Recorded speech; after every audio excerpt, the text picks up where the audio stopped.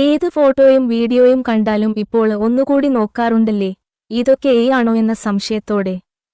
Social മീഡിയയിൽ scroll ചെയ്തു പോകുമ്പോൾ പലതരത്തിലുള്ള ഫോട്ടോകളും വീഡിയോകളുമൊക്കെ കാണാറുണ്ടല്ലോ. ഇവയിൽ പലതും കാഴ്ചയിൽ ഒരു വാവ് എഫക്റ്റ് തരുന്നതുമാണ്. എയുടെ കടന്നുവരവോടെ എല്ലാത്തിലും വലിയ മാറ്റങ്ങൾ വന്നു തുടങ്ങി. ചില വീഡിയോകളാണെങ്കിൽ ഒറിജിനലിനെ കടത്തിവെട്ടും. ആദ്യമൊക്കെ എല്ലാവരും ഇത് കണ്ട് അത്ഭുതപ്പെടുകയും യഥാർത്ഥമാണെന്ന് വിശ്വസിക്കുകയും ചെയ്തിരുന്നു. എന്നാൽ ഇപ്പോൾ പലരും സംശയത്തോടുകൂടിയാണ് ഇത്തരം ചിത്രങ്ങളും വീഡിയോകളും കാണുന്നത്. ഇതിനി AI നിർമ്മിച്ചതാണോ എന്ന സംശയത്തോടെ.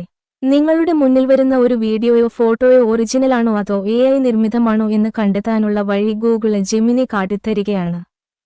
അതിന് എത്രമാത്രം ചെയ്താലും മതി. ചിത്രമോ വീഡിയോയോ നേരിട്ട് ഗൂഗിൾ ജെമിനി ആപ്പിലേക്ക് അപ്ലോഡ് ചെയ്തുകൊടുത്ത ശേഷം ഇത് AI ജനറേറ്റഡ് ആണോ എന്ന് ചോദിച്ചാലും മതി. പക്ഷേ കാണുന്നതെല്ലാം ഈസിയായി അപ്ലോഡ് ചെയ്യാം എന്നും വിചാരിക്കല്ലേ. അതിനുമുണ്ട് ചില വഴികള്. സ്റ്റെപ്പുകൾ ഇങ്ങനെ. പരിശോധിക്കേണ്ട ചിത്രം അല്ലെങ്കിൽ വീഡിയോ നേരിട്ട് ജെമിനി ആപ്പിൽ അപ്ലോഡ് ചെയ്യുക. ഈ പ്രക്രിയ വേഗത്തിലും എളുപ്പത്തിലും ചെയ്യാവുന്നതാണ്. ഫയൽ അപ്ലോഡ് ചെയ്തുകഴിഞ്ഞാൽ ജെമിനിയോട് നേരിട്ട് ഇത് ഗൂഗിൾ AI ഉപയോഗിച്ചാണോ സൃഷ്ടിച്ചത് എന്ന് ചോദിക്കാം. ആപ്പ് സപ്പോർട്ട് ചെയ്യുന്ന ഭാഷകളിലൊക്കെ ആശയവിനിമയം നടത്താം. വീഡിയോയുടെ സൈസ് പരമാവധി 100 MBയും 1.5 മിനിറ്റിൽ കുറവ് ദൈർഘ്യമുള്ളതുമാവണം. ചിത്രങ്ങളും വീഡിയോയും ഒറിജിനലാണോ എന്ന് എങ്ങനെയാണ് കണ്ടെത്തുന്നത്? നൽകുന്ന ചിത്രങ്ങളുടെ പിക്സലുകളിലുള്ള സിന്ത് ID എന്ന ഡിജിറ്റൽ വാട്ടർമാർക്കിംഗ് ടെക്നിക്ക് വഴിയാണ് പരിശോധന സാധ്യമാകുന്നത്.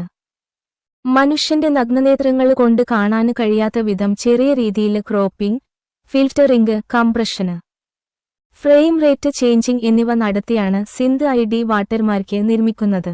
ഉള്ളടക്കം ഒന്നിലധികം തവണ എഡിറ്റ് ചെയ്തതോ പങ്കിട്ടതോ ആണെങ്കിലും ജെമിനിക്ക് അത് യാഥാർത്ഥ്യമാണോ എന്ന് കണ്ടെത്താൻ സാധിക്കും.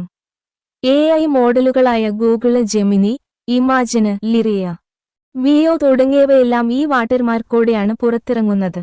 2023 മുതൽ 200 കോടി AI ചിത്രങ്ങളാണ് ഗൂഗിൾ ഇപ്രകാരം വാട്ടർമാർക്ക് ചെയ്തിട്ടുള്ളത്.